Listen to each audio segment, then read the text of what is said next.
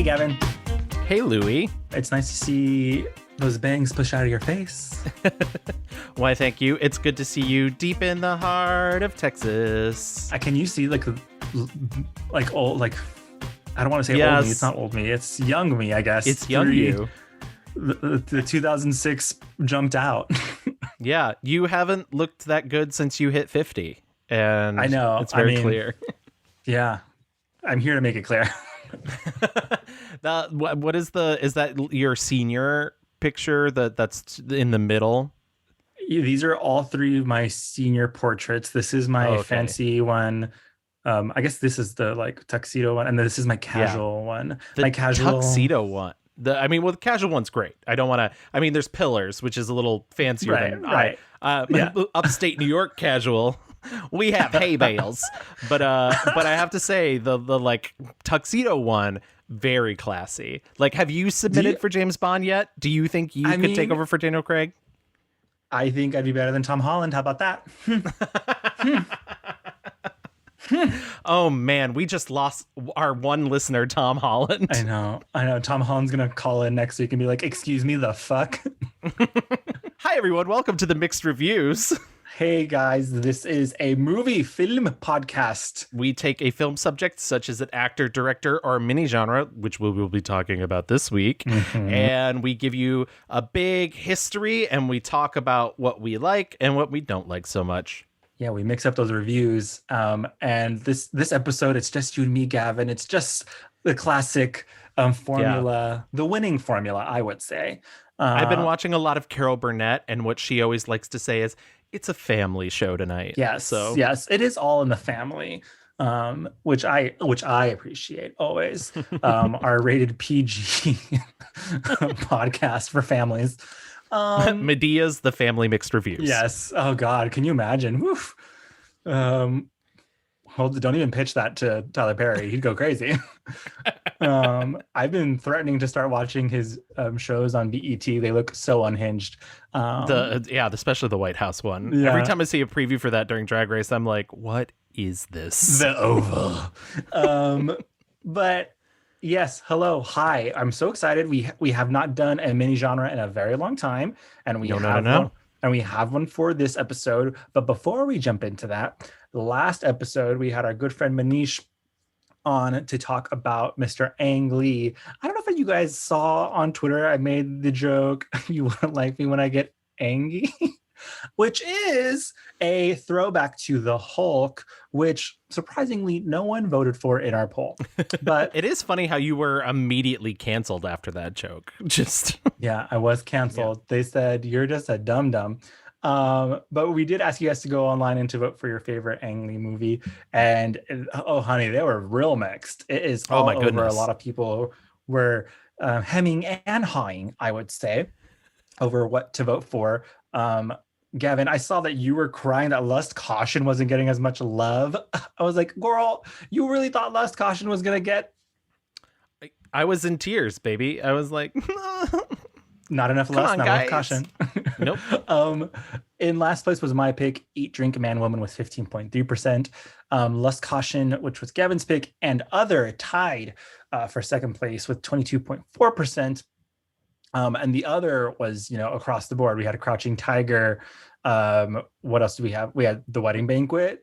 Brokeback. A lot of Brokeback. The Ice Storm. Which I'm triggered. I know. If you guys could audibly, hear stares, that look I just got from Louie, it's a great movie. The amount of people I know, I'm basic. It's fine.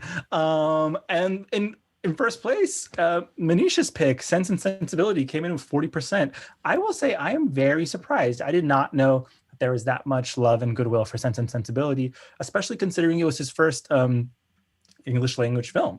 It's kind of like early in his canon, but people live, laugh, love it, and so do we. So yeah, the goodwill that movie generates it just knows no bounds, and I didn't realize it either, and I love that movie. It's nothing to take away from that movie. Glad it won, but I was impressed. Yeah, I would say like from the people that responded to us with other, I think like Brokeback was like the most mentioned. And I don't disagree. Gavin, I loved your post of and if you guys haven't seen, Gavin posted a lot of extra bonus content on the socials. My favorite one is us talking about the cameos in Brokeback Mountain. Linda Cardellini, Anna Faris, what's the hot guy from David Harbour. You know, the fun thing about being able to do that is the visual component. So people get to see like how great Anna Faris's hair is in her small role. Truly. So thank you guys for listening to that last episode. Thank you, Manish. And that is Ang Lee. So now we are putting him aside. We are saying thank you so much for coming. And we're moving on to our new episode topic. And like I said, we haven't done mini genres in a while. And I could have sworn that this topic was a suggestion from a listener. It is. Who? Go on. It is my friend Kim, who I actually invited to be on this episode. She's a very talented editor, and I would love for her to come on the show sometime, but she is shy. Oh, okay. So she was like, you guys take it. You guys got it. I was like, okay. Not gonna force you onto the airwaves. No. We would never. But we are gonna take your idea and do it. Absolutely. Are you ready to gas up the car? Oh yeah, I am pumping the brakes. I am going from 0 to 60 in 3.5. Just keep an eye on that speedometer. Okay. Yeah. Yeah. We're crossing state lines. Speedometer, odometer, dashboard, confessional. Your hair is everywhere. Honestly, it really is. It's a problem. Except for my head. But hello, everyone. Hi. We are talking about road movies. It is maybe one of the most overlooked mini genres of film, and yet every major director has at least one road movie in their canon. You've got your Scorsese's, your Spielberg's, you have your king of the road movies, Wim Wenders. So like it's all over. Animated, absolutely. Drama, comedy. Like I think doing this episode, you know, we kind of realize there are just so much to get into. There's a widespread of it, and also kind of, I think, and we're going to get into this, is like, what makes a road movie? Yeah, absolutely. Does one even need a road for a road movie? It's funny. There is a subset of road movies that don't involve a road, and they're called no road movies. Yes, very. So as we both came to learn while doing the research of this, mini is maybe not the right way to describe this genre, but it is sort of a subset as well as a catch-all. I don't know. Yeah. You know, rarely is a film genre both a winter and a summer, but this one pulls it off. She does it. She has the range, you know. So Gavin, is there anything else we should say? I mean, do we want to have that convo right now before we try and do a rewind? Like, no, I think we should get into it in the rewind, baby. This is just the intro. Okay, you love a rewind, so let's get into it. I do. Fasten your seatbelt, Louie. It's gonna be a bumpy night. This reminds me a lot of Romy and Michelle when they're like, "Woo!" and then the car stops. Okay, woo! And she keeps doing it. That's us. That's fully us. Oh. All right, let's get into that rewind.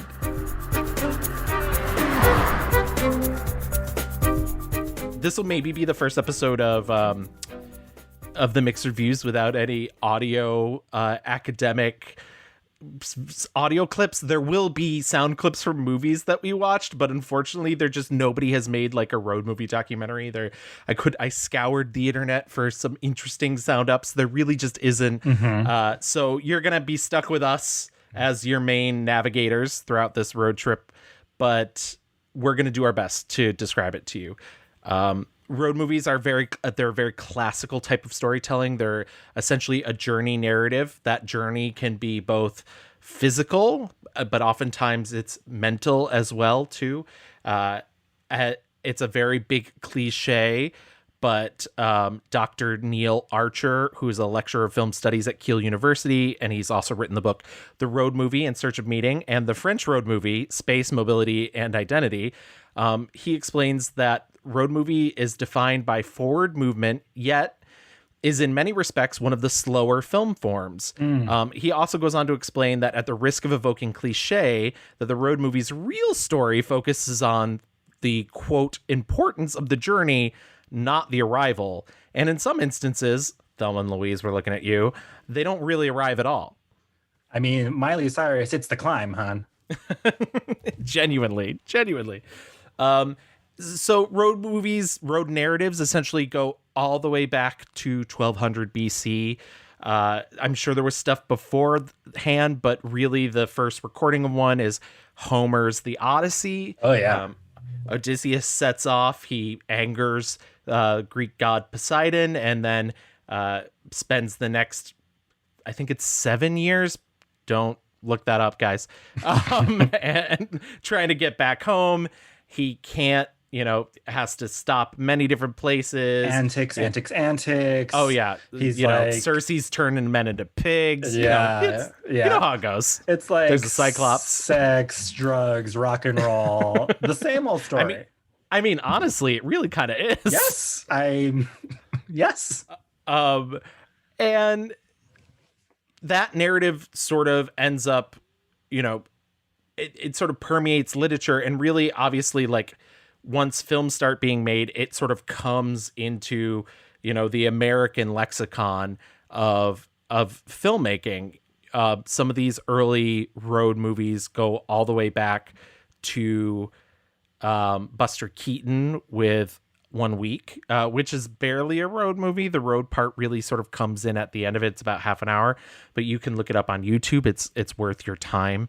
And that's a silent film. And really, I want to say the first big American road movie is It Happened One Night, 1934, directed by Frank Capra. It Happened One Night is a movie about an heiress who's trying to get away from her overbearing father. This heiress is played by Claudette Colbert, and she sort of sets off out on the road, and she's found by this like out of work reporter, played by Clark Gable, and he's decides to go along the ride on the road with her to like get a good story out of it. Mm-hmm.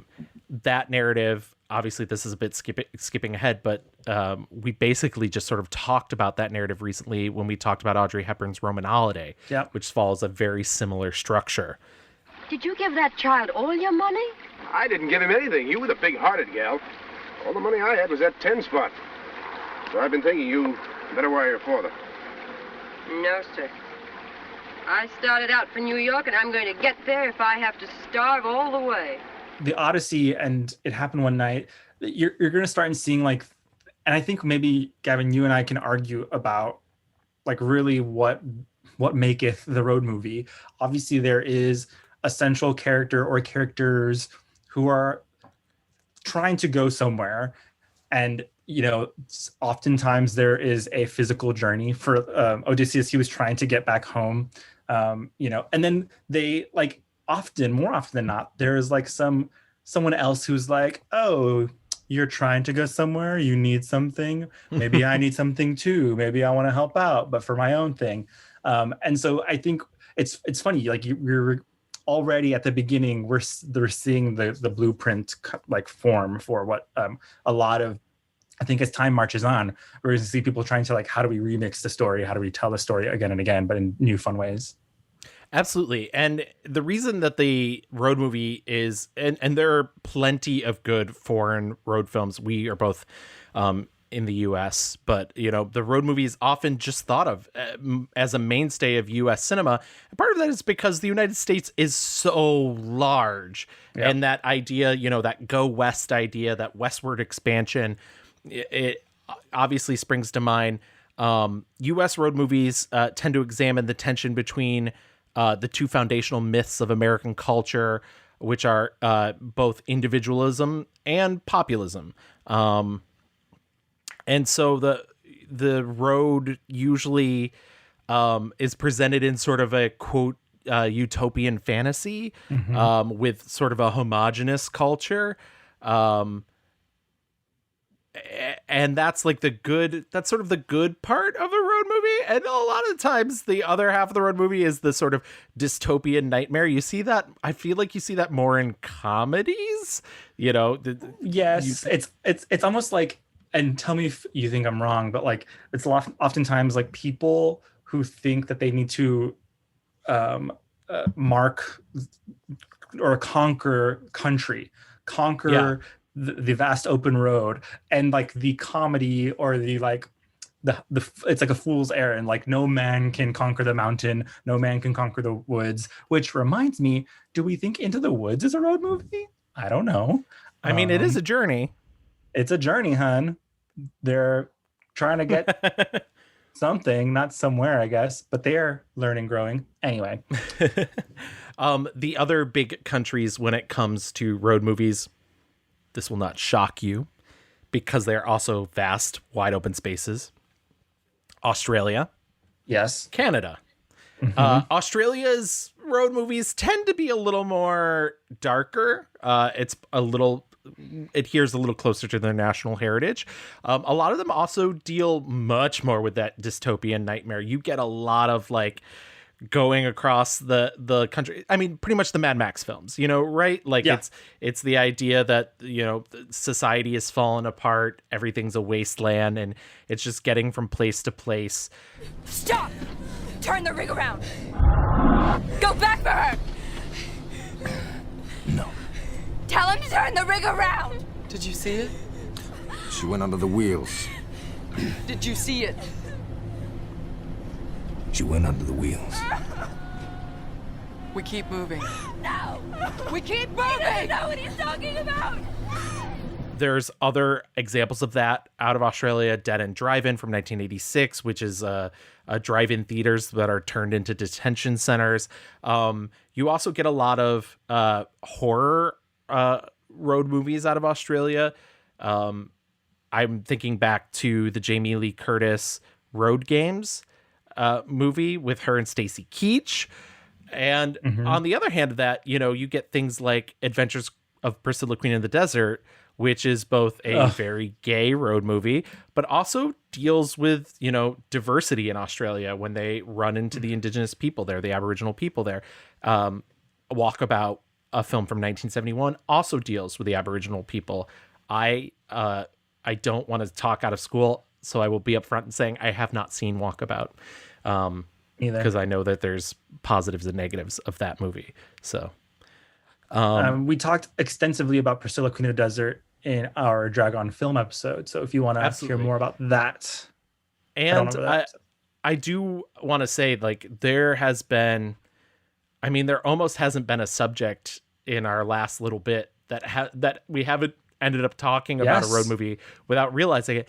Even things like Cicely Tyson in The Trip to Bountiful, which is a road trip film for an old woman who's trying to reclaim part of her past that she's lost and part of her individuality and freedom. Would you say Life of Pi is a road movie? I would say accidentally. I would say Life of Pi is an accidental road movie because there's no intention at the beginning. Right. Obviously they're on the ship, but then he truly is on this quest to survive on this the journey of survival tiger. is forced on him. Which isn't quite as easy as people who intentionally set out, but that's sort of what happens in this genre as well. European road movies tend to be a little more internal. And I'm being very general and broad in these. I don't want everybody to be like, well, I listened to this episode of the Mixed Reviews and they said European movies are internal. But there's a lot of the journey is much more about self and less about traveling from place to place to place to place. Right. I think it's like also though, in the US, it like the internal is accidental, and that's almost the point, right? Like they kind of understand like, oh, I got here, but it doesn't even matter that I got here because I've found something about myself. But because there's so much American myth with going out west and conquering the mountains of the Rockies, like I don't know, and I could be wrong, I don't know that there's that same mythology of Europe and driving around like that. Does that make sense? Right. There's certainly an element of colonialism for a lot of parts in Europe, but yeah, exactly. Moving from place to place, especially with the advent of cars, which I didn't even mention, by the way. Obviously, like road trip movies, they exist. Wizard of Oz is a road trip movie. Yes. They clearly down a road. I mean, she's yellow brick. The metaphor is, the metaphor is there as well. But I mean, it's pretty obvious. My, people come and go so quickly here. Follow the yellow brick road. Follow the yellow brick road. Follow the yellow brick road. Follow the yellow brick road. Follow the yellow brick road. Follow the yellow brick road. Follow the yellow brick road. The spread and more common aspect of owning a car, which occurs in the 1950s and 1960s, the urbanization, the tearing down of people's homes to create highways, sort of creates this new era of road movies. And you see it also reflected in literature. You know, you get Grapes of Wrath, which is essentially both a road book and a road movie. You get Jack Kerouac, all these things about sort of the myth of the journey and the traveling and the things that happen during the journey. Yep. That all sort of comes about really in the 50s and 60s. As I was saying, the European films, some of the ones that I'm specifically talking about, I mentioned Wim Wenders up front. He, early on in his career, does a road trip trilogy, which are a trilogy in themes, not necessarily in plot, but Alice in the Cities, The Wrong Move in 1975, and Kings of the Road in 1976. He then goes on to do The American Friend, Paris, Texas, and Until the End of the World. So like Wim Wenders is just like all about the road and all about the journey, and finds it as like a great framing device in order for him to present these people to you. And really you sort of get to learn from them as they go. The French road movies, maybe the most famous one is Agnès Varda's Vagabond, which I think shares actually a lot in common with one of the most recent road trip movies, Nomadland. It's about a young girl who decides to drop out of life and live off the land. The big difference between those two films being parts of Vagabond are sort of presented in a documentary style, and you're learning about this woman through the people that she met on the road, whereas Nomadland, the documentarian, is essentially the main character. I'm not saying she is a documentarian, but it's very similar. Like, she's a woman who's like getting into this life and learning about this life, and I saw a lot of mirror reflection in that, and good. That's a good thing. That's that's not a criticism. Spanish road movies tend to be a little more female oriented, which is kind of interesting and kind of neat. And a lot of that seems to come from, they sort of take influence from the American road movies that are about women, which doesn't really start happening. I mean, the earliest one you kind of get is Alice Doesn't Live Here Anymore, the Scorsese film, which you could argue is maybe not fully a road movie.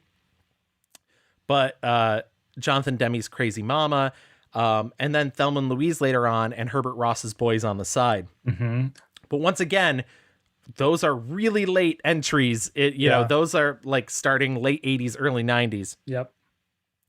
And you really don't see the minorities enter the road trip realm until then. You know, very often these road movies are about men, and men finding themselves, and men, you know, having to do the thing.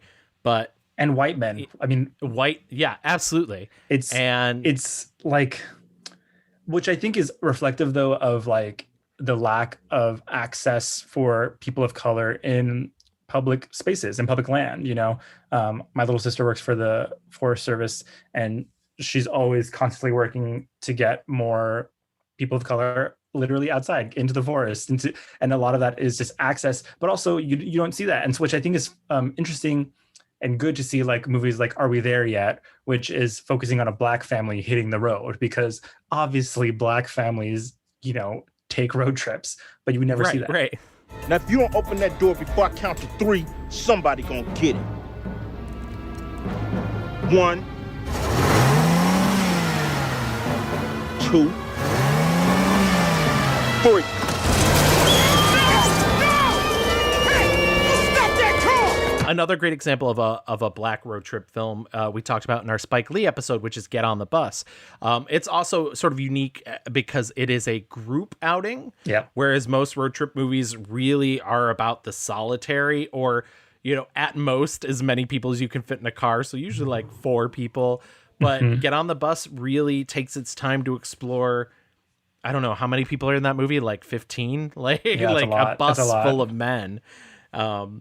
And so that's like a really interesting addition into this, you know, road tripping canon.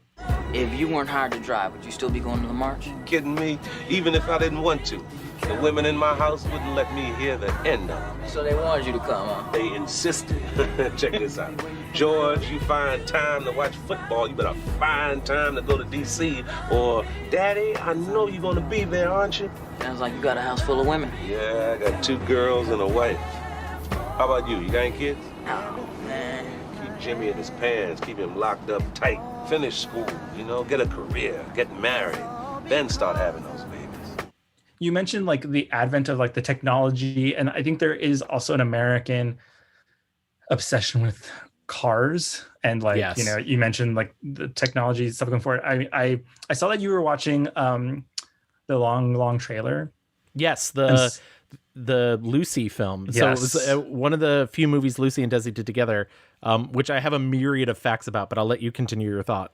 Well, so I watched it, and that is fully like them discovering like the technology of a RV, like and I mean, it's classic I Love Lucy, like this like antics and bits, but also is so 50s, you know. They want this like upscale life and livelihood of and on top of that, wanting to hit the road. I think they're moving to Colorado. It's almost cliche on every single like level. They're hitting like the American dream, like mark. It's a fun enough movie, you know. It's like kind of harmless, but it was kind of surprising to see basically like, I mean, because that specific movie, like about the family who's, you know, fucking up with the rig and like can't drive and like, oh no, that is the to a T. If we were going to be very narrow, like that is, you know, something that we could just talk about. Like it's the vacation, it's the RV, it's the Goofy movie. Yes, and like those movies, you know, there's a very specific, you know, there's usually some music involved. There's usually, and in Long Trailer, they sing a song together for like kind of no reason. They're just enjoying the outdoors. There's usually like a fuck up with the RV trailer contraption that is new and kind of foreign to them. There is usually, there's always kind of like a Western thing going on, whether it's like, somehow they're always fucking dressing like cowboys or running into cowboys. So yeah, it's really interesting. Again, like you see that kind of cycle kind of going. Do you have any fun facts about the long trailer you wanted to drop? Well, my favorite fact, it barely has anything to do with the fact that it's a road movie, but at the time, the movie studio was like not keen on it being Lucy and Desi because movies in that period were like really trying to set themselves apart from TV because TVs were in households and they were like, people weren't going to pay to come see something they could watch on their TV. Desi Arnaz bet them a significant amount of money. I want to say $10,000. I'm not quite sure. To say, no, people will turn out for this movie. And they were like, whatever, we'll take the bet. And they did because nobody had a color TV at that time. And it was your chance to see Ricky and Lucy in color. Yeah. There you go. The movie looks great. Oh, it does. I mean, it's Vincent Minnelli. Like, I mean, you can't go wrong with that. But I will say the one negative is it focuses so much on Desi Arnaz and like Lucy's the star. Yeah. Yeah, I agree. They're funny and lovely together. The song that they sing together is cute. Like, yeah. It all started when Lucy told me she wanted to spend our honeymoon in a home away from home. Only $1,800, and that's complete, mind you. Everything is included. All this furniture, chairs, sofa, bed, stove, refrigerator, shower bath, everything. Absolutely everything. Well, it's kind of roomy at that. Wonderful closet space. Where? That's the living room. The other darker side of the road movie is like the outlaw rebel, you know, the post World War II noir era, such as Detour or The Hitchhiker, the Ida Lupino film. And that sort of scrutinizes the lay of the land of the US. And you end up seeing that sort of getting reflected, carrying on later. You know, you move into the 60s with Easy Rider and Bonnie and Clyde. And that gives way to much darker road movies in the 90s. My Own Private Idaho, Thelma and Louise, Natural Born Killers, California. One thing that I kind of thought was interesting was America's fascination with truck culture, like big rigs. And sometimes it's like jolly and fun and like honk honk, whatever, I'm living on the open highway. But then other times it's like every truck driver is a rapist or a murderer, and like it's dark and also or they're maybe not even a truck driver at all. It might just be a demonic truck. Yes, exactly. And like the fascination with like, oh, did you know that truck drivers have their own language? It's so crazy. I saw Convoy, which I quite liked, actually. I was surprised at how much I liked it. But the whole idea is like, these are people who live differently than us and they're on the road. But it's actually a quite progressive movie, I thought. I think, and around that time period was probably, I guess, when people, I mean, I guess truck culture and like big rigs have been on the road for a long time, but in my brain, the 60s and 70s is kind of when America decided to have like a fascination with them. All to say, I just thought Convoy with it stars Chris Christopherson, looking very hot and sweaty. I guess it's like hot in trucks, so he never wears a shirt. And it's fully kind of like a pro-union, pro-worker movie. It's definitely a fuck the police movie, and that is certainly a big factor in a lot of these films. A lot of them are very much just like, you know, I've never heard the word pigs so many times. They're watching movies. Yeah. Well, a lot of these movies are about, like, you know, this is America and these are my roads, bitch. If you think you know these roads better than me, you're out of your fucking mind. Before we move away from Convoy, I do want to mention that was a Sam Peckinpah film, which I was not aware of. I also watched it, and it ended up being the biggest box office success for Sam Peckinpah, which is crazy because he's sort of remembered for these very dark, like Bring Me the Head of Alfredo Garcia, and these violent, nasty movies. Oh my God. And that movie is not, and except there is an incredibly violent shootout in that movie, but it's the most Peckinpah thing. Yeah, I was gonna say in the film. I'm not familiar with his work, and so hearing you say that is kind of shocking because it almost feels like that anger is directed towards this social movement. It really just feels like a movie of the Vietnam era where everything is just like, fuck the government. Please don't be using that kind of language on the air. Well, especially don't be using it in regard to my beautiful black truck, over. That thing you call a truck. It's the worst pile of garbage I ever had the misfortune of writing a citation on. And, Martin, you better take a look up the road there, fella, because we got us a roadblock with 20 armed men. On the opposite side of that, I did want to mention Steven Spielberg's, one of his very first films. It actually ends up as a TV film, but gets released as a theatrical film over in Europe. It's called Duel. And it's about a man trying to get home as he's stalked by a trucker. And that is what I was referencing by being like, it's possibly a demon. Yes. It just doesn't seem to let him go or get away from him. Even so much so that at one point, Steven Spielberg had them add like an unnatural growl to the truck.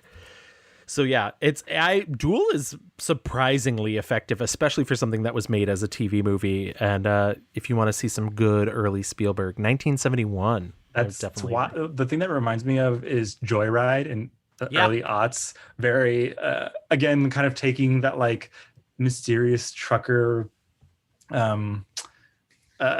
culture and like being like, it's dark and scary, and like, oh my God, how are you? How do you know my name over the little fucking radio? It's crazy. Stop. No. Duel was a big reference point for Joyride, more on that terms of like Outlaws, you get Terrence Malick's Badlands, you get Paper Moon, which is I love Paper Moon, but it is like real on that tip of like he's not a good person, but like he's a con man, but you know, she's a kid. It's cute. I love Paper Moon. I highly recommend checking that out. Peter Bogdanovich. That's from 1973. Smokey and the Bandit in 1977, which we talked about in our Sally Field episode. Yes. And so like I said, we've touched on a lot of these films in a lot of our previous episodes. So we may not go super duper in depth, but I can recommend going back and listening to those episodes because we probably talk about them just a bit more. Yep. The Blues Brothers is another good outlaw road movie musical from 1980.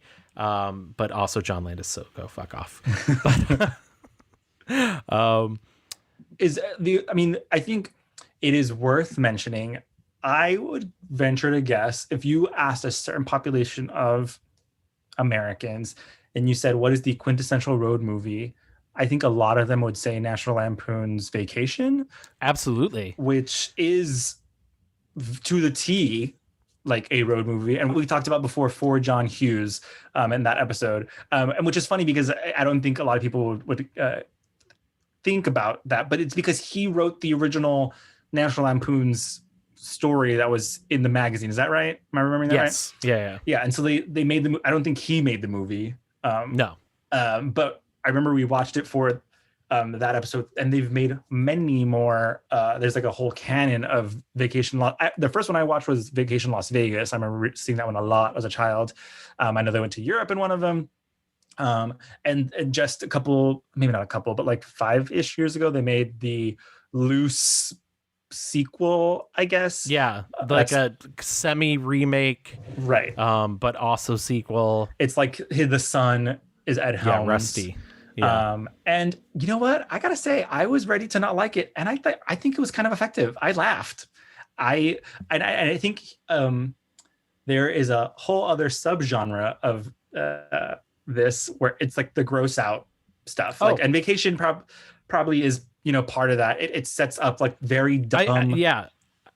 I feel like Vacation sort of creates that blueprint because also it's trading on the idea of Americana and the sort of, as we mentioned, the dystopia, but also like not in a sense that like there's been some sort of world-ending event. It's just reality. Yeah. But it's anything that can go wrong will go wrong. And from that, you end up getting things like the movie Road Trip or Euro Trip. Yep. These sort of gross out, I believe the some people would say sophomoric comedies. And the thing is, like, I rewatched both of those movies and I'm like, these aren't good, but they know what they are. And I don't think they're trying to like pretend that they're not. Like I think is it Road Trip or Euro Trip, where they're like, Tom Green is telling the story, he's a narrator, and like the camera is just on the woman's boobs while the women are talking about how men only talk about boobs. And I was like, they are kind of in on the joke. It's disgusting and gross, but like they're not pretending to not be that. And so I appreciate that. They're not like, they're being upfront with like what this is. And Gavin, I just remembered a very important thing I want to talk about in this episode. What's that?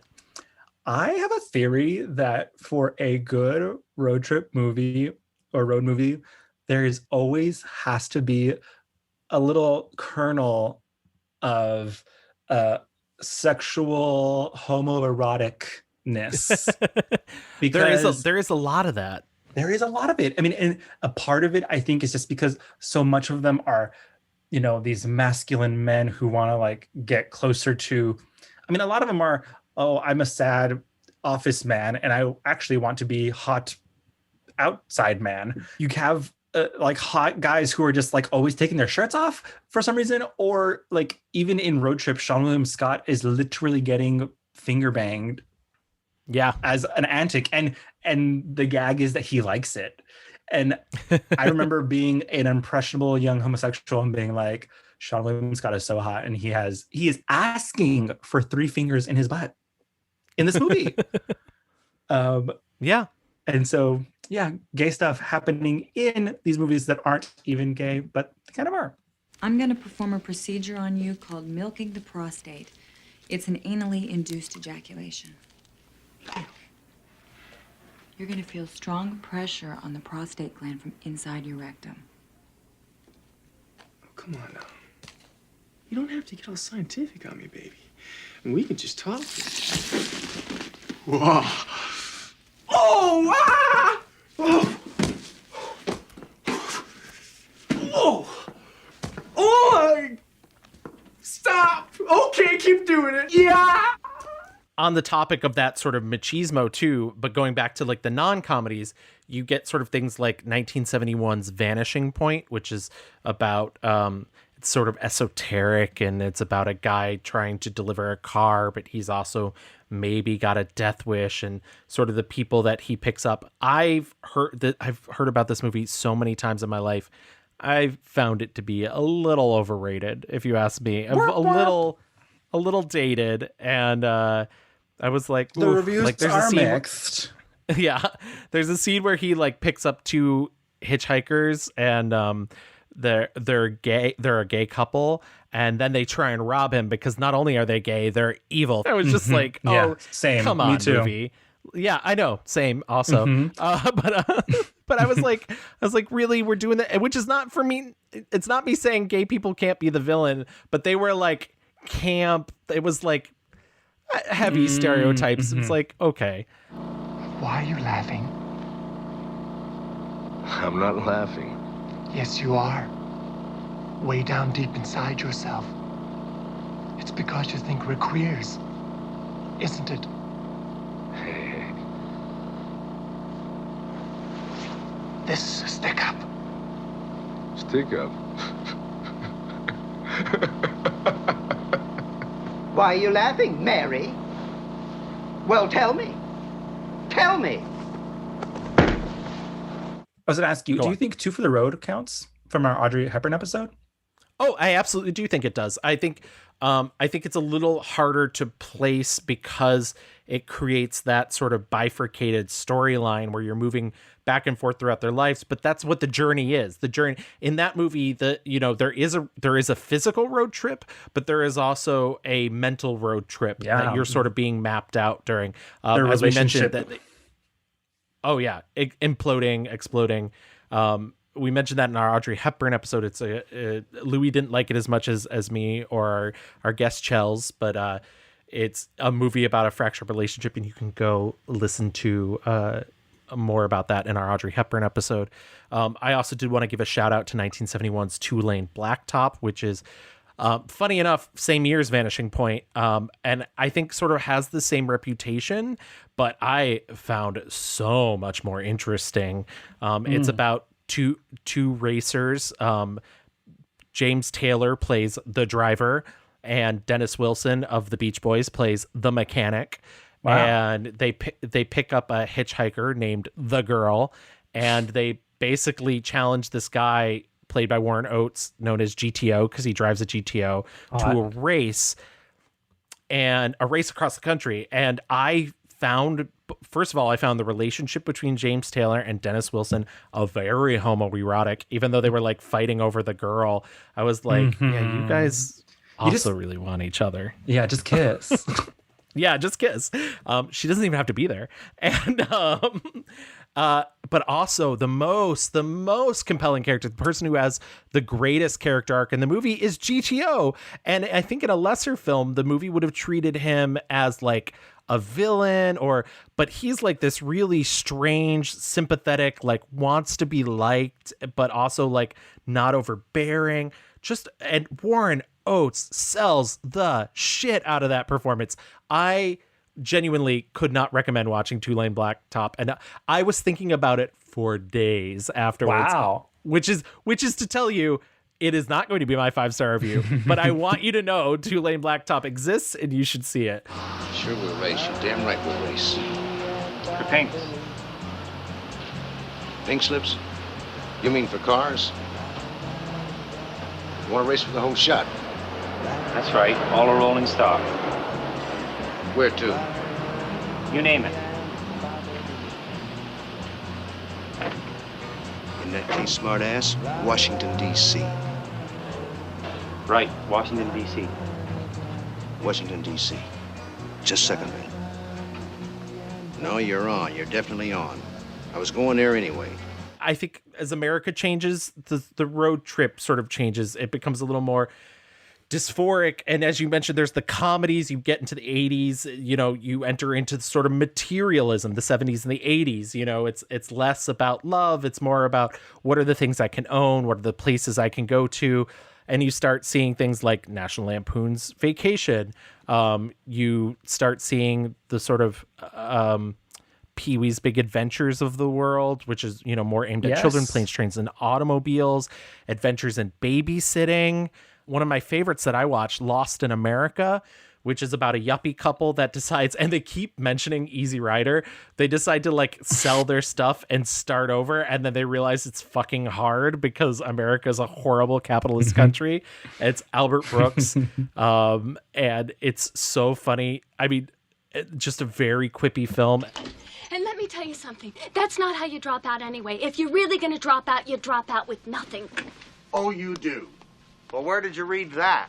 The Las Vegas Guide? I didn't read it. Friends told me. People who know. You don't know anybody who knows. You don't know anybody who ever dropped out except for us. What are you talking about? Right. Well, the movie you're basing your whole life on, Easy Rider, they had nothing. They had no nest egg. Bullshit. They had a giant nest egg. They had all this cocaine. It's sort of interesting that you see this sort of more consumerist attitude sneak in. It's not necessarily about the freedom of the road anymore. It's specifically about the destination. That reminds me a lot of like Rat Race, which is fully kind of this like takedown of, you know, how dumb Americans are in this rat race, like it's for money. It is for the product. I don't know if anyone like learns anything in that movie or there's any changes in attitudes. To a very similar extent, it's a mad world, which is a very similar premise, and it has that same sort of madcap energy about it. I think also in the late 80s and the 90s, you're seeing the start of a new indie film movement. We didn't really talk about New Hollywood, which spawned Bonnie and Clyde and whatnot, Badlands. That sort of gave way to like the darker sensibility. But in the 90s, the late 80s, early 90s, you see this indie movement happen. You're seeing people like Jim Jarmusch come out with things like Down by Law, which is actually late 80s. I think one of the great examples of a road movie, an indie road movie of that time, is Aki Kaurismäki's Leningrad Cowboys Go America, which is about an Eastern European rock band who gets a gig playing a wedding in Mexico. And so they fly to New York and decide to travel down to Mexico. Very, very funny. Highly recommend it. Very weird, very strange. As we mentioned, like the road movies, they really sort of encapsulate everything, because once you get into the 90s as well, now you're starting to get the women-led. You're starting to get the queer road trip stories, the My Own Private Idahos, which we talked about in our Keanu Reeves episode. You get the two Wong Fus, which we talked about in our drag episode. You get The Living End, which is a Greg Araki film, and Greg Araki makes these very 90s, very queer, sort of outrageous movies, and The Living End is basically like a male queer Thelma and Louise. 48 hours ago, I was just another bummed out HIV positive homo minding my own business. Go, dude! Go! I'm a fugitive facing an accessory murder rap. Dude, come on. It's gonna be rad. It's just interesting to see the other creep in. Right. We mentioned, or you mentioned Boys on the Side earlier, and which we talk about extensively. We both chose it for our 5-star review for Whoopi Goldberg, which is always one of my favorite episodes. And that's a all women-led queer. And I mean, I can't say good enough things about Boys on the Side. And that's around that time as well. We talked about Poetic Justice in our Regina King episode, which I didn't even like think about it really at the time as a road movie, but look, I was going back through, you know, these lists of these movies. I was like, Poetic Justice absolutely is, you know, 100% is. You have Janet Jackson taking this trip with Tupac, and it's and we love Poetic Justice. It's so good. And again, so yeah, and it's a perfect example of, you know, a Black movie. This is not something about, you know, a straight white man who's trying to, like, I don't know, measure his dick. Oh, so you one of them angry bitches, huh? A feminist. What you call me? Said you a mean bitch. We gotta stop this right now. You don't know shit about me, okay? Don't be calling me no bitch. You don't know nothing about me. Here I am acting all courteous and shit, trying to spark up a conversation. Nigga gotta call you a bitch to get your attention. I'm a black woman, okay? I deserve respect. Don't be calling me no bitch. Hey. If I'm a bitch, your mama's a bitch. Would you consider the Before trilogy as road movies? I think I would consider the first one a road movie. See, I would think the first and the second. I think the third maybe doesn't necessarily. The third is so interrupted. It's sort of, constantly being. But I think the first movie has a lot of momentum as to like them going places, and then the second movie also like has a lot of momentum of them traveling around France, and which is not to say they don't go anywhere in the third movie, but I think the first two movies really cover that. But yeah, and those are romantic road trip films, about love, about finding each other, not all these films I'm going to mention are necessarily about that, but similar things occur in Y Tu Mama Tambien, which is a road trip movie to a fictional place. We talk about Y Tu Mama Tambien in our Diego Luna episode. Also, the film In America. You see these sort of road trip films that revolve around love stories that are maybe not the classical journey through love. Right. Is this also a good time to bring up, because I think probably the 90s is when you start seeing animated road movies. We mentioned the Goofy movie, but I literally was thinking, The Road to El Dorado, Finding Nemo, which I know came later. But Finding Nemo is absolutely a road trip film, which is why it's funny that it is also Albert Brooks. Yeah.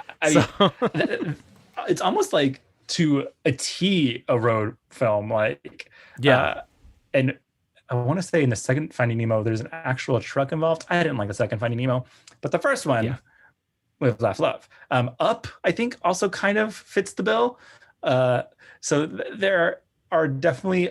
Do we even think The Emperor's New Groove is kind of a road movie? Like, I would count The Emperor's New Groove. Yeah. So there's a lot of fun, and like no matter what you're into, there is a road movie for you out there. As part of the no road movies that we mentioned, boat trips can sometimes be a road movie. One of the greatest examples of that being The African Queen, starring Humphrey Bogart and Katharine Hepburn. But one of the great modern no road movies, I want to say, is Embrace of the Serpent, which is a Colombian film. It's directed by Ciro Guerrera, who is directed one of my favorite films of last year or 2 years ago called Birds of Passage. Really fascinating film about traveling down the Amazon, told sort of in two parts that are referencing each other. Really interesting, beautiful imagery, and totally worth your time. And I think also the early 2000s, the sort of post 9/11 world, gives us the sort of re-examination of the American, road and the ideas there. And you get things like Jim Jarmusch's Broken Flowers, which I also think is a bit of a reaction to Lost in Translation, but it's never been proven. It's like the anti-Lost in Translation. Kelly Reichardt's Old Joy. You get, one of the earliest mumblecore movies, the Duplass Brothers, The Puffy Chair. You get Little Miss Sunshine, which is a quote unquote indie film, but like has that cast. So LOL. Alexander Payne's Nebraska, you get, and Stephen Knight's Locke, which is maybe one of the most roadiest road movies because it literally all takes place in Tom Hardy's car as he's like listening to messages. Do we also not get Harold and Kumar go to White Castle? Absolutely. You know what I love about Harold and Kumar Goes to White Castle is I think you could easily lump it into those sort of like gross out comedies, the sort of road trip, Euro trips, vacation films. I think it's a little smarter than yeah, I agree. I mean, I think Neil Patrick Harris has a lot to thank for Harold and Kumar single-handedly reviving his career, which honestly, I don't know how I feel about that. If I could turn back time, I would get him out. I mean, for what, Harold and Kumar? For a good Doogie Howser joke? To what end? Yeah. To what end? We also get Almost Famous around this time. Yes. Yeah. Which I rewatched, and I just thought it was still so affecting. I love that little... It's a good movie. Yeah. It's a good... Yeah. I am a self-proclaimed... I've said it many times. I will say it to you in person. I'm not a Cameron Crowe fan. Okay. Almost Famous, great film. Yeah. Is he really good? Is he the same person who did Jerry Maguire? Yes. Yeah, I don't like Jerry Maguire. I think we've talked about this. Getting to the more towards the now, even something like Andrea Arnold's American Honey, which I think is like a much more grounded look at a road movie.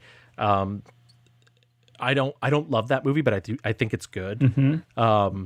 But and I think that's sort of where we're at in terms of like the US being, I did mention Nomadland is currently out. Right. I think I think the tradition of like on the comedy side, I think Robin Williams' RV is really funny, a classic family movie. I think it even looks beautiful. They made it really bright and colorful. I went to the National Funeral Museum in Houston, and they have Robin Williams boots from RV. Why? I guess whatever memorabilia they could get. Yeah. Right.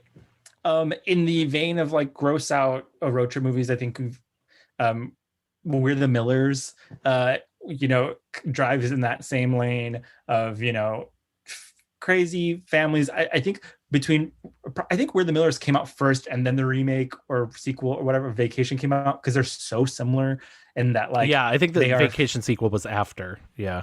It's very much about like families who, as opposed to like RV and other families who are kind of well-mannered, these are families behaving badly, and you see Christina Applegate, fucking vomiting everywhere, and Jennifer Aniston, and doesn't the kid in We're the Millers get like a scorpion like bite on his balls? Like it's they're really just like trying to amp up the energy and the twists, I guess. So yeah, I mean the tradition is alive and well, huh? I would even say one of the more interesting, though, does have its unique problems, and I highly recommend people, specifically for this film, seek out a lot of what the Black critics had to say. But Queen and Slim, which came out in 2019, is an example of road trip movies. The ending of that movie is a bit controversial. A lot of Black film critics felt it was weaponizing Black pain in a really uncomfortable way. I will defer to them. That is, but outside of that, I haven't seen it. Oh, it's on HBO Max. It's a gorgeous looking film, and performances are amazing. And as a first film, I think it was directed by Melina Matsoukas, and just a gorgeous looking movie. Absolutely. We need one of your cars. You kiss my black ass. He loved them cars more than he loved us. I ain't got no extra cars just laying around. What about the blue Carolina? Gotta shut up. And it's turquoise. I don't know how low-key we gonna be right around a turquoise Catalina. That's the whole point. We'd be hiding in plain sight. Do you agree to my terms or not? I ain't giving you no damn car. You owe me. You saying HBO Max reminds me of Unpregnant, which we talked about in our end of the year wrap up. Another good road trip movie with two friends who trying to get an abortion. I was going to say, and that's what's interesting, is it does seem like the road trip movies now have a message, or are trying to get a message across, that, the destination, besides understanding, is, something else, something higher. And in Queen and Slim's, it's a bit, no, I would say they're both, in both of these films that we're talking about, it's very obvious what the standing is, and maybe that we should have more compassion for each other, and it's interesting to see that in this type of movie, that it's not necessarily about the loner, it's more about us, the audience. Totally, I love that. Yeah, I like that, Gavin. But yeah, I think that brings us up sort of to the current where we are, road movies, whichever one you want to say. is there anything else you'd like to add before we move into our picks? I mean, I just have like this list of films where I'm like, is this a fucking road? Like me and Gavin like found a couple of lists and we're kind of going off of that. I will say there are some movies where I was watching, I was like, this is not, really hitting the spot for me. And not because I didn't like the movie, but I was like, I don't know if this really fucking counts. One of the lists said Titanic was a road movie, which I don't know if that makes sense. No. There's a trip in that movie. Yes. Yeah. Eat, Pray, Love, which also is like, I know the point of the movie is she's visiting places, but it's not, she didn't have a destination and like got into antics. I would even fucking say that Gravity is more of a road movie than Eat, Pray, Love. Okay, bitch. So yeah, I think I would love any arguments or thoughts on like what doth make a road movie. We clearly know that you don't need a road. I think there's obviously some transportation happening, and whether that is by boat, train, car, whatever, that has to happen. But then there has to also be, for me, some sort of reckoning, a personal reckoning, a personal something. And whether that comes through via antics, like in comedies, even the gross out comedies, the antics kind of bring the families together. They realize they don't, you don't need to be the machismo man to be the good dad. Like that understanding kind of, in the end, that's where they get. It doesn't matter if they get to the actual place they thought they were going. What they're actually getting to is understanding or learning something about each other in a better way. And so for me, those are the two kind of important things that go on. But I'm sure that there are probably a lot of movies out there that maybe have extra things or lack some of that. We talked about how some of these movies often will have other themes of like, Western type stuff, imagery of, the open road. But in the end, I think I kind of like where I've landed on like what counts as a road movie. And like when I'm watching these movies, I'm like, oh, okay, yeah, there's going to be some sort of getting there, either externally or internally. So yeah, does that make sense to you? No, that totally makes sense to me. There's definitely, sometimes I was looking at these lists and I was just like, oh, like you just think because this person is moving. Like, I saw The Wild One on one of the lists, which is a very early Marlon Brando movie, and it's just like, no, he's just on a motorcycle. Like, he's not going anywhere. The whole thing takes place in one town. I saw the Death Proof was on one of them, and I was like, what? Like, I don't know that just because there's a car in the movie, sure, but it doesn't. Yeah, you're like, there's physically a road in the movie, but yes.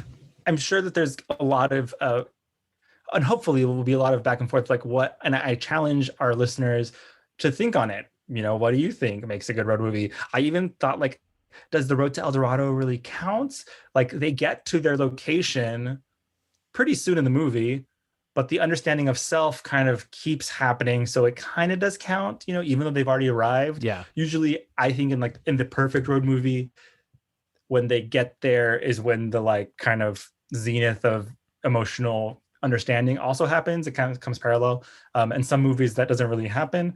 So it's a little more tricky and icky. But all that being said, Gavin, I think there's a lot of discourse to be had here. And I think, I think you did a very good job kind of wrapping up a fucking mountain of movies in a mountain of time in a tidy way. That's one of the things that we always try and do when we do this show is that, we're basically trying to start a dialogue. We're trying to open up a conversation. And if you guys want to contact us with your favorite road movie, even outside of the poll only allows us to do 4 choices.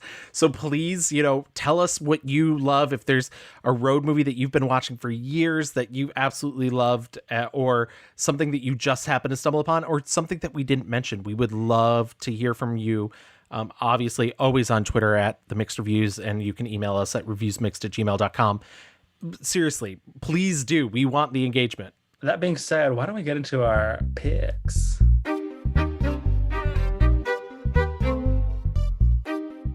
There were a lot of movies like that one could say that are not good in this genre. There's quite a few. But I, on that handy little list that you sent me, Gavin, one stuck out to me and I said, let's see her again. I'd seen it before. And I remember it was a very big cultural moment, I think, for lots of millennials. And I see sometimes people on Twitter engaging and saying, things about this movie. But I'm so sorry, sweetie. 2002's Crossroads is beyond trash, mama. It is so, so bad. Shonda Rhimes, honey, I do not know what you were doing. Someone hurt you. It might have been MTV Films. They said, we need Britney on screen stat. And it did not go well. Have you seen Crossroads, Kevin? I have seen Crossroads. Yes, I did not rewatch it. It was not high on my list of rewatching, but yeah, good for you. Makes sense. So Crossroads, if you're unfamiliar, is a 2002 film directed by Tamara Davis. It was an MTV Films concoction. It's about Lucy, which is Britney Spears, and she has two best friends. Kit, which is played by Zoe Saldana, and Mimi, who is played by Taryn Manning, who I love as an actress, but she's kind of like a not good person. And they're children who like are best friends and they want to like stay best friends forever. And then cut to them in high school and oops, turns out they fucking hate each other. And like Zoe Saldana is like hot and popular. Just like me. And Taryn Manning's whole thing is that she's white trash. And I guess people don't like that. Really, I don't know what the fuck her deal is besides she's white trash, so people don't pay attention to her. And then Lucy, which is Britney Spears, her thing is that her mom has left their family, and I don't know, that she's hot and sings in her underwear in her bedroom. I don't know what her thing is, except that her dad wants her to fucking be a doctor and get good grades. I will say there was one moment where she's crying because she tried really hard to get valedictorian. She's actually pretty good. I think Britney Spears is actually a pretty decent actor. This is not any shitting on her. I think the movie has very unwell, not good intentions. This, like I was mentioning before, when at least in Road Trip and Euro Trip, it knows that it's being crass. Scotty does not know, and it's hilarious. It's going to show you the tits and ass, but it's going to like be in on it, and you know what you're getting. And this movie, as I sat in my living room watching Britney Spears like croak out whatever fucking, there's at least 3 songs in the movie that they make her sing, and almost all of them she's wearing close to nothing, which, I'm no prude, but the framing of this movie is that it's a girls movie and it's a friendship movie, and it's like we should like love each other and be best gal pals. But that's not the message. The message here is like, normal, quote unquote, normal girls look like Britney Spears and do this type of stuff, which is fucking fake as shit. And I think all I could think when I was watching was Britney was being manipulated. And I think a generation of girls my age saw this and thought, God, I want to look like her, and probably did really bad things to themselves to get to that body shape and size. And maybe I'm popping off for all the wrong reasons, but it really fucking annoyed me. They go on a road trip, like on graduation night or prom night or whatever, they dig up that box of their wishes and dreams or whatever the fuck, decide to go on a road trip together because one of them wants to go get an abortion. I believe Taryn Manning is pregnant, wants to get an abortion. Britney Spears decides to go because she wants to go see her mom along the way. They say they'll drop her off to see her mom. And Zoe Saldana is going because her boyfriend or some shit lives in LA as well. Oh no, but I forgot the main Gagarini is Taryn Manning wants to go because she wants to audition for like a singing contest thing. And like the biggest LOL, that by the end, Taryn Manning, who by the way was trying to have a singing career at that time, is not going to be the one auditioning. You already know it's going to be Britney Spears. Like, it's hello. They're like, I think the movie is manipulative. I think the movie is sexist. There's one hot male character guy who like, he went to jail for murder. And it's like, we already know he didn't. and his whole thing is like, no one drives the car except for me. And then when the girls drive the car because he's sleeping and he wakes up and he fucking loses it, there's a conversation he has with Britney Spears and he's like, girls are just like everywhere and all around me all the time right now, and like my car is the only thing I ever have right now. And it's like, what the fuck? Like the motivation of this movie is so cheap. We're sorry. I've been in a car full of chicks for days. Okay, do you have any idea what it's like being surrounded by girls all the time? Okay, but being a girl yourself, yeah, that I know, stupid question. Jeez, but I'm a guy, okay? I'm a guy, just a guy, and I have been listening to nothing but girl talk and watching you all do your girl things for days. And I'm not complaining because, let's face it, I'm outnumbered, but that's my car. It's in my car, and it's just...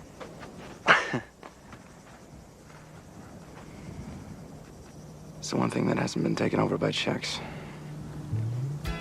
Okay. Literally, Euro Trip is better than this movie 1000%. No. I do think that Britney Spears is a good actress, but this movie looks like it was concocted in a lab by the MTV overlords and like the fucking people who are puppeteering Britney Spears in life. It's horrid.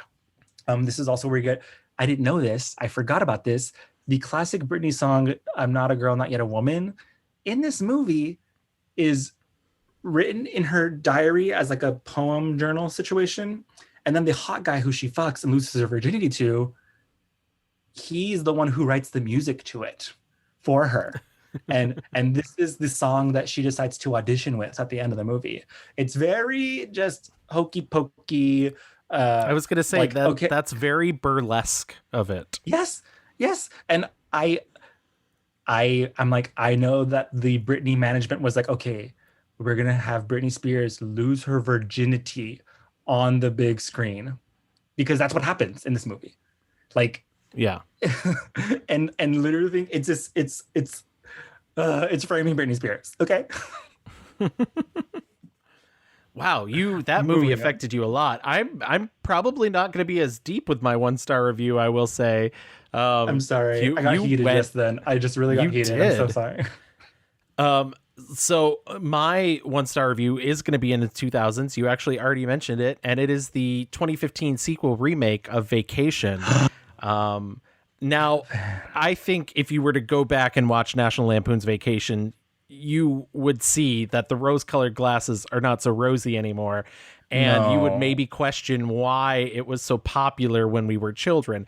That being said, I think this film is so much worse because, this movie, both, as I mentioned, functions as both a sequel and a remake. So when it's not trying to do, when it's not hitting these very lame beats about a family and how they should love each other and spend more time with each other, even though all 4 of the main characters are heightened cartoons of people, like literally their child is a serial killer in the making. It is, on the other hand, doing the same exact beats as National Lampoon's Vacation. And so I think what the writers, Jonathan Goldstein and John Francis Daley, who actually both directed this movie as well, forgot about like what makes the original special. They forgot that there is an actual heart there, that like for as awful as, Clark Griswold is, the Chevy Chase character, there is a heart there. There is a reason why Beverly D'Angelo's character stays with him, why he's able to rally his children. I think Ed Helms' Rusty Griswold character doesn't have any of that. So I guess I should start by saying Rusty Griswold, it's been years since the Vacation films. He's now a pilot. He has a wife played by the only bright spot in the film, Christina Applegate. And seriously, what did Christina Applegate do to deserve this? She's his unhappy wife. They have an awkward 14-year-old son named James and a 12-year-old psycho named Kevin. And he realizes his wife isn't happy about having the same old vacation every year.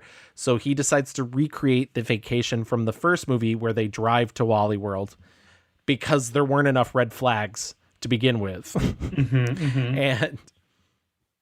along the way, they stop at her old college. They run across a suicidal raft guide at the Grand Canyon. Mm-hmm. They run afoul of a trucker who may be trying to hunt them down to kill them. They visit his sister, Audrey Griswold, now played by Leslie Mann, and her husband, played by Chris Hemsworth. So we have talked about this very briefly before in our Chris Hemsworth episode. Right. And his big joke is that his dick is huge. His dick is huge, but also that Ed Helms keeps saying, wow, he's got such big abs. Yeah, exactly. And I think, once again, I think that's my problem is I don't want to say I dislike Ed Helms or that I hate Ed Helms, but like, I don't understand him as a cultural phenomenon. And okay, fair. Arguably the worst part of the movie were the Millers, which he's also in, were him, if you ask me. And so I don't think he has enough charisma to carry off this like nerdy but lovable dad, and I don't think he ever finds a way to tap into the serious realm that I've seen him do and be good at, but enough to tap into the like serious realm that's not immediately undercut by the fact that they've decided that he's just a raging fucking idiot. Right. And the reason why it works with Clark Griswold in the previous Vacation films is he is an idiot, but he's supremely confident about it. Right. And I think the like self-loathing of this Ed Helms character undercuts every move that they make. On top of that, I don't know. I hate vomit gags. I don't need them. Sure. I never need a vomit gag. There's multiple of them in this film. I don't. The funny thing is this movie isn't anywhere near as problematic as some of the other movies that I was considering for a 1-star review. But honestly, I honestly, and I know this is going to sound awful, I would almost rather it be problematic than be completely bland. I thought so. Okay. It's so funny. You think it's bland? I do. I think it's so bland. I think it's uninteresting to look at for the whole movie. Yeah, I was shocked. I had never seen it. I didn't watch it for the Chris Hemsworth episode because I knew he was such a small role in it. But I was just like, and the big, like, not to spoil the movie, but the big twist at the end is that Christina Applegate has been reading this like self-help marriage book. You think she's been reading The Help the entire time. And she's actually reading like this book about what causes marriages to die. And they have this moment where he's like, you know, am I killing this marriage? And she's like, no, I am. And I was like, what? I was like, why is this her problem all of a sudden? I've only been thinking about myself. You know, I wanted to change the routine and I want to go on exotic trips and... There's nothing wrong with that. I was crazy to think I could make us closer by locking us in a car for a week. But you were doing that for us. You have been trying so hard to make this trip memorable for me and the kids, and I didn't appreciate that. Well, why would you? I mean, I've put you through some serious shit. Literally a pool of shit in Arkansas. You deserve better. What, better than you? How many men would sacrifice their careers for their family like you have? Oh, I didn't sacrifice anything. I have everything I've ever wanted. I do think, you know, I agree with you that Ed Helms probably, you know, has none of the charm or cannot pull this role off. But I think it's anything but bland. I think this movie is extra ridiculous. And Kevin, the psychopath son, is like a perfect example of that. Like nothing in this movie is real. Like instead of like getting the RV, it's like this fucking weird ass fake car that has gizmos and bobs or whatever. And I don't even know if like that's such a great gag, but like they go, we know that this is fake as fuck. There is a moment where, like in Vacation, he's flirting with a hot chick on the road who's driving, and immediately she gets run over in her entire car by a fucking 18-wheeler. There is a moment where a cow gets fucking run, like a lot of gags where things are being run over and crashed through. Yeah. This, and even my favorite part, and the moment when I realized do I like this movie? Was when the car has exploded. They're in the middle of the desert, and he kicks a tumbleweed and hits like a fucking fire hydrant, and then he's like, what the fuck, why is there a fire hydrant? And then like seconds later he kicks another tumbleweed and like it's another fucking thing hiding in it. And I was like, that's a fucking good gag. That's fucking Looney Tunes Warner Brothers shit if I ever saw it. Yeah, I agree, and those are funny moments, and there's every now and then a bright spot in the film. And I'm not going to say I didn't laugh. I certainly laughed at moments, but they were such disparate ideas. And you're right, the cartoony stuff is where I was sold. But then like, I don't know, the weird like rape jokes that's not really a rape joke, the like the I don't know. There wasn't enough of it then to keep me interested. I do think you're right. I think you're right though that like I didn't buy the Christina Applegate and Ed Helms of it all. Like I never. Yeah. The entire time it feels like she's not even on his team. She's like, I was like, do you even like this man? Right. Well, that's the thing. And like, I once again, I love Christina Applegate, and I think Christina Applegate, by the way, and this is a whole other sidetrack, I think she literally plays a celebrity game like no other, because she grew up on a sitcom where she was like a fucking 18-year-old and men would woof whistle when she entered the room. So I think she's like known this game for a really long time and does not give a shit about it. And so she's going to make her money where she can make her money, and good for her for that. But she's so good that I just didn't want her in the, like about half an hour in, I was just like, get her out of this, like literally kill her off if you can. Just let her get paid and let her go. Please, no. Is there anything else? I'm interested to hear what else were you considering, or maybe you didn't like for this episode. My other one that was very tied up until maybe a couple hours ago is 2006 Wrist Cutters: A Love Story. This is a movie I'd seen before.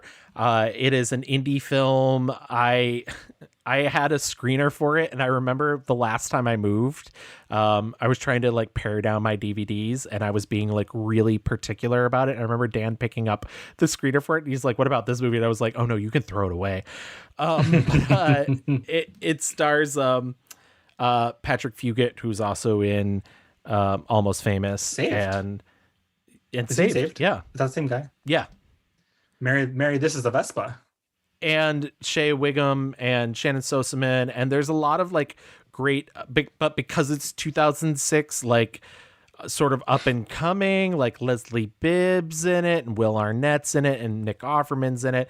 And essentially, and I'm going to do this real quick, but it's the idea that when you kill yourself, you basically come back to Earth, but everything is just so much worse. And like nobody smiles and everything. And the main character is trying to traverse the afterlife to find his girlfriend, who he killed himself over, who he finds out is also there because she killed herself afterwards. But along the way, he meets Shannon Sosaman's character Mikkel and falls in love with her and realizes, and like, listen, the central gag that like haha suicide is funny wears pretty thin about 10 minutes in.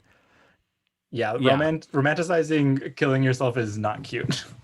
No, and so the whole movie, which rides on that, derails really quick. I will say the one good thing about the movie is Tom Waits is in it, and I love anytime Tom Waits gets to act. But other than that, like most of this movie is just utter garbage, and I don't enjoy it. But I did rewatch it for this, even though I knew, and there's just such disparate ideas that just never come together. There's things about miracles. There's a black hole underneath a car seat. When I found out it was based off a graphic novel, I was like, oh, this makes sense. So, yeah, there it is. Okay. Well, were there anything else that you saw that you didn't particularly like? The only one that I think is worth mentioning is 2012's The Guilt Trip. And I only mention that because of Barbra Streisand. She hadn't acted in so long. And the last thing she did before that was like Meet the Fockers, I think. And I don't know if she's done anything since. I guess I haven't like researched that much, but she acts so infrequently. And I even like the idea of Barbra Streisand is the mom of Seth Rogen. But this movie just doesn't go there. It doesn't have the guts to really fucking either be really emotional and investigate like what's really going on, or to go there and meet the Fockers and be ridiculous and outrageous. It's just cliche after cliche after cliche. Like, you know, Barbra Streisand just being like a Jewish mom does not make like a funny character. And Seth Rogen, it's so clear like he's a bad salesman. This movie is just about, there's also a subplot about finding this man that she was in love with. It's a weird fucking plot. So she was in love with a man that was the love of her life, but then she decided to marry Seth Rogen's father and have Seth Rogen. And so there's this whole thing of like, oh, find your true love type thing going on. It's a very convoluted, complicated, and the bits don't land. There is not enough of really anything. I don't think there's a more lukewarm movie that's, I mean, it's called the fucking Guilt Trip. Can I just say it was written by Dan Fogelman, who is the writer, director of the 2018 bomb Life Itself and creator of This Is Us. So that should explain why there's no jokes to be had. You know what the fuck, Gavin, I swear there is one gag at the end that I'm sure that he was very proud of, and it's very This Is Usian. She has named her son after the guy that she was in love with but didn't marry. And at the very end of the movie, they meet that man's children, and like the daughter is named after Barbra Streisand's character. And it's like, oh my God, They loved each other because they named each other's. Imagine naming your fucking kids after the man who got away or the one who got away. Like, that's fucking weird. That's not romance, mama. But there were many other, you know, 1-stars in my canon, but the Guilt Trip is such a good choice. The Wild One was another, but I'll be honest, I had more you know, closer to 5-star reviews than I did 1-star reviews. So why don't we get into our 5-star reviews, find out what we liked better. I'm just gonna go out there, hun. I decided to like have fun on this episode. Okay, I decided I had no tears left to cry, and so that is why my pick is 1995's A Goofy Movie. I just don't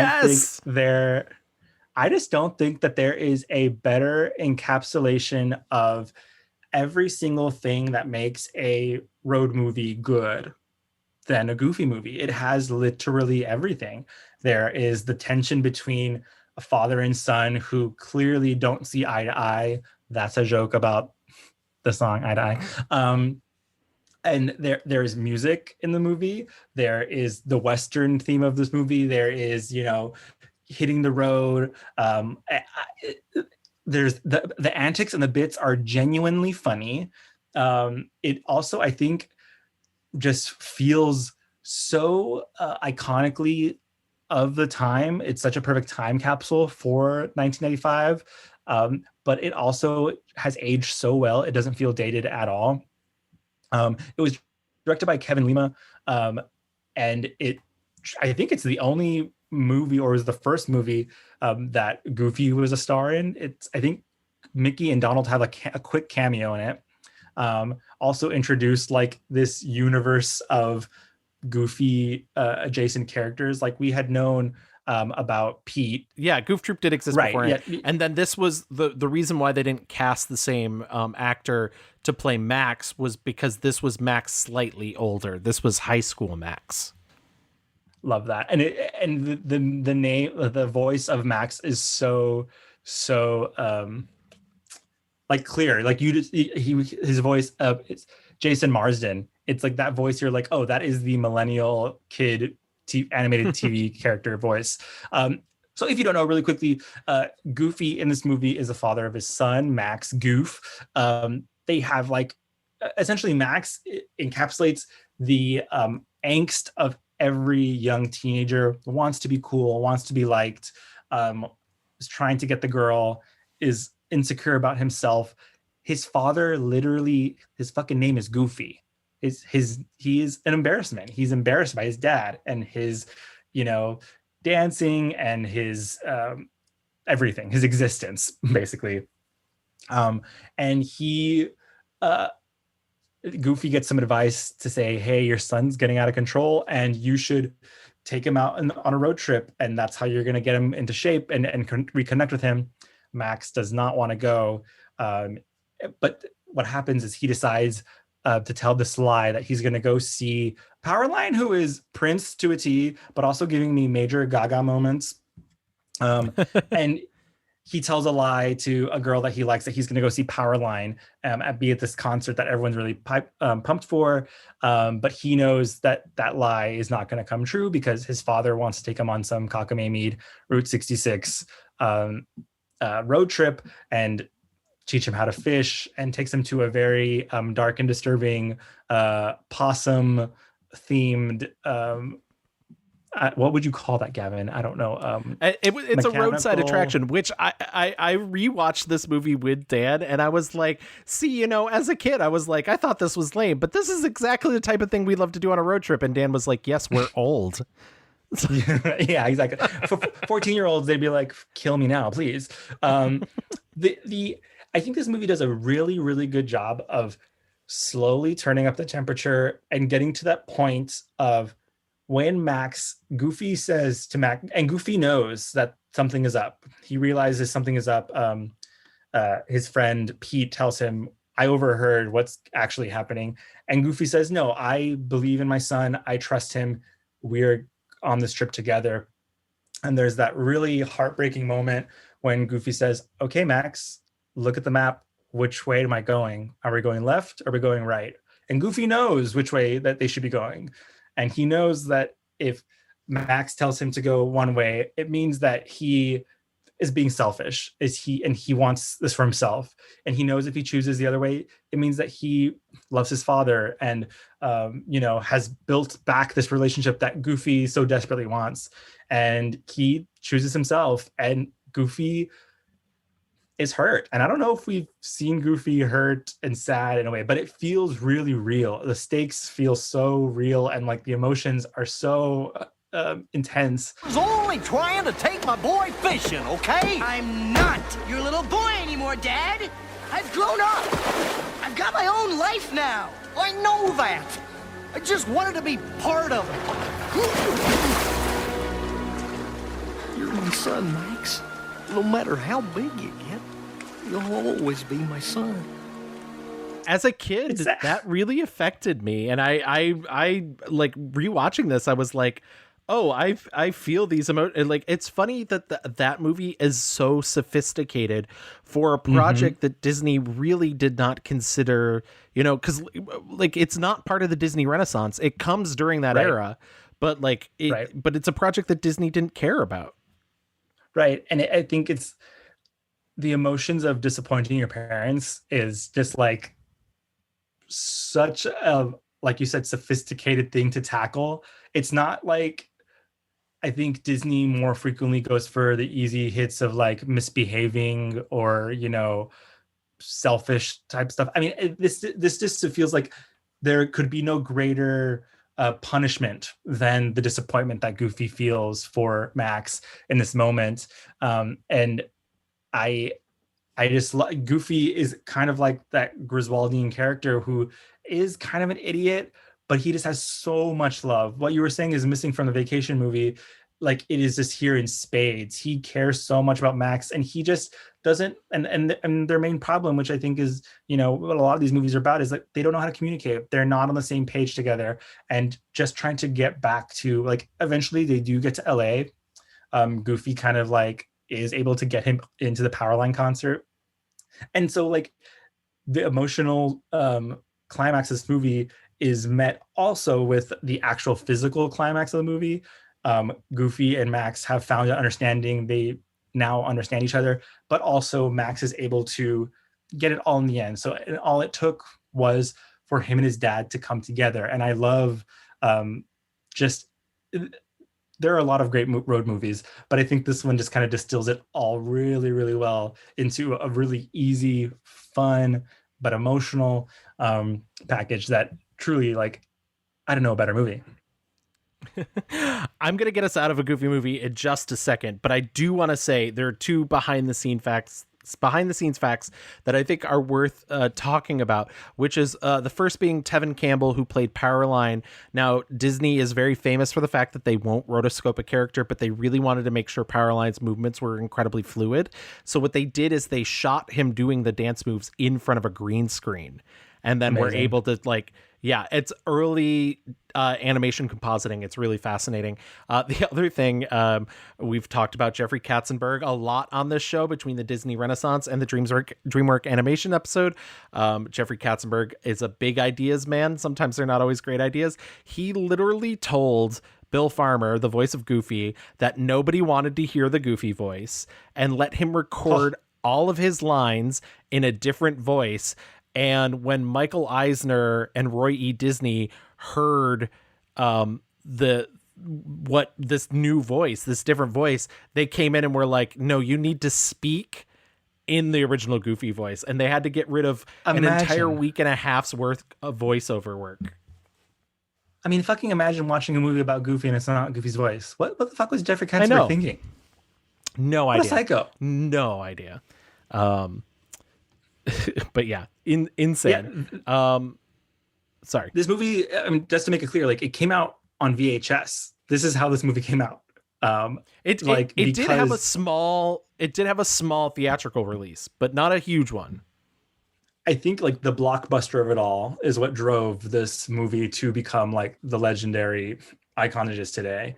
I remember watching this movie in second grade at school. They were putting this on for like whatever test days or some shit. But yeah, I think that this movie means a lot to a lot of people. But Gavin, what was your 5-star review? So my 5-star review, and I'm certainly not going to win the poll, and I don't care, and I promise not to I won't even campaign on this. But I think the ultimate in terms of road movie is 1984's Paris, Texas, directed by Wim Wenders. Paris, Texas is a film starring Harry Dean Stanton. He's a man who walks out of the desert after experiencing a dissociative fugue. He's been missing for 4 years. A doctor finds him, determines he's a mute, but eventually is able to contact his brother, played by Dean Stockwell. Dean Stockwell comes and picks him up, realizes Harry Dean Stanton is not mute. He's just coming out of this 4-year-long disassociation where he's been wandering the desert. Dean Stockwell and his French wife have taken in Harry Dean Stanton's son. Harry Dean Stanton's wife, Natasha, played by Natasha Kinski, had given up on finding him and abandoned their child with this couple. The road trip in this is, there's several road trips, but the main road trip is essentially Harry Dean Stanton's character, Travis Henderson's journey into basically not being this sort of toxic being anymore. And essentially, he starts to reconnect with his son. He realizes he's going to go find his wife because he wants to reunite his son with his wife. They leave together and hunt her down. I'm not going to tell you where they find her. I'm not going to tell you a lot of stuff, but I will say Natasha Kinski ends up being the real heart of this movie. There's a lot of stuff she has to play with very minimal dialogue that she has to play in her face. The ending of this movie is really the last half an hour of this movie solely.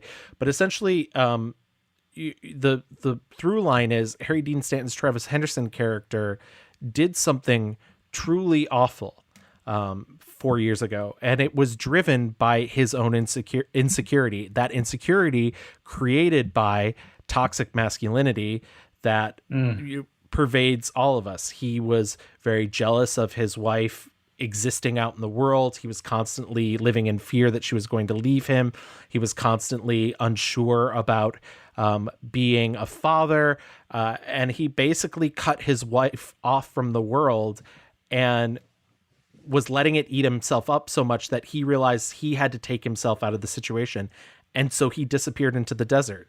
And as I said, Natasha Kinski gets some really beautiful moments in it too.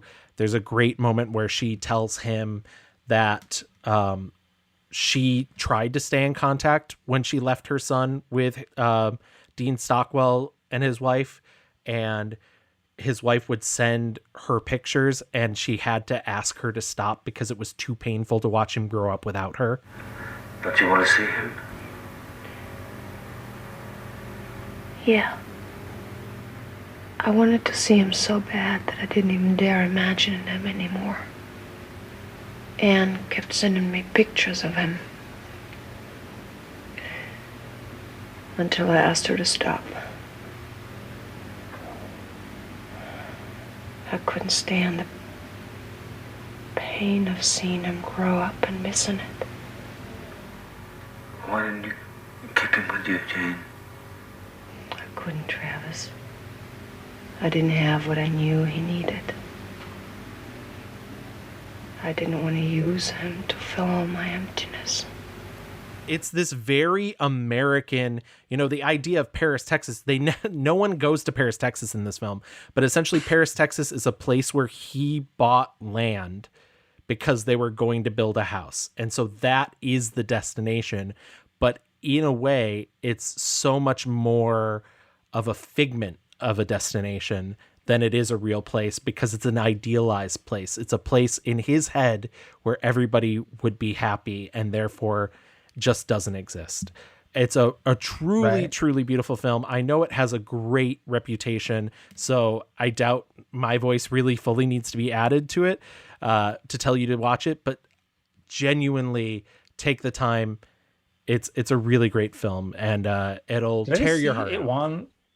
It won the Palme d'Or? Yeah.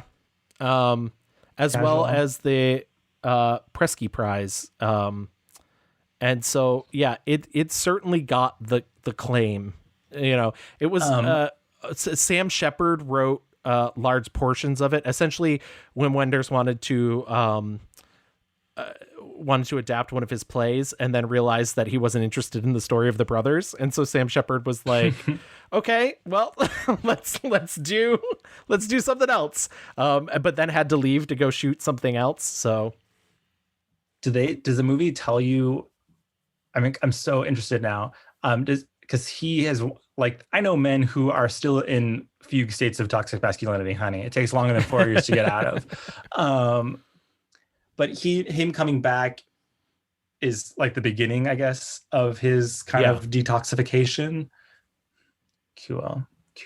Yeah, I'm excited. I think, it's so much deeper. I think you could easily look at the movie and be like, oh, it's about a man who comes back out of the desert and realizes he doesn't, tries to set the things right that he puts wrong, but also realizes he no longer has a place amongst these people. But I think that's too easy. And I think the film asks you to look for something deeper. I especially think Sam Shepard's involvement with it too. A lot of his plays are about deconstructing the American myth. And this is very much, it's that lone male figure, but instead of it being about, he's going to fix his life, he's going to find out everything that's wrong, he's going to fix everybody else's life, and then he's going to get well enough away. And it's just a really, truly beautiful film. Also, music by Ry Cooder. Absolutely wonderful. So if you guys could just see Gavin beaming right now talking about this movie. I was shocked. I watched this last Sunday just sort of on a whim, and I was just I was in tears by the end of it. And Harry Dean Stanton's great, but Natasha Kinski, her scenes, oh man. I was crying all the way through Goofy Movie, so same. Was there anything else that you loved? You know what? This is a basic pick, but I think Little Miss Sunshine is just very effective as a movie. I think all the characters. Talk about perfect casting. I think Abigail Breslin truly is a ray of sunshine in the movie. It's Paul Dano has a lot of great moments. There's nothing to say more about this movie. As much as I make fun of that cast for the fact that they were all celebrities and it was like an indie film, it's a great cast and they all play off each other so well. I have a small list, but I'm just going to get through them real quick. I'm not even going to bother describing them. But just to say you should watch them. The Last Detail, The Passenger, Leningrad Cowboys, Go America, Wild Strawberries by Bergman, La Strada by Fellini. You know, these are the masters. These are people. Zabriskie Point, which was overlooked at its time. I mentioned Vagabond earlier by Agnes Varda. Two-Lane Blacktop by Monty Hellman. Lost in America, which I also mentioned before. These are all really great movies, and I highly think they're worth seeking out. Alice Doesn't Live Here Anymore. Alice in the Cities, which is another Wim Wenders movie. Yeah, these you can't go wrong. There's especially when we're heading into the warmer season, and I don't know who's going to be traveling, if you're going to be able to travel, if you're vaccinated, if you feel comfortable traveling, but like if you need inspiration, man, a lot of these I was watching these movies going like, when can I leave my house? So yeah, for sure. Excellent. All excellent picks. Should we do our mixed reviews review before we get out of here? My 1-star review was 2002's Crossroads. And my 1-star review was 2015's Vacation. My 5-star review was 1995's A Goofy Movie. And my 5-star review was 1984's Paris, Texas. Oh, I'm going to lose that poll so bad. You do it to yourself? I do. Let's put pedal to the metal and get into that fast forward.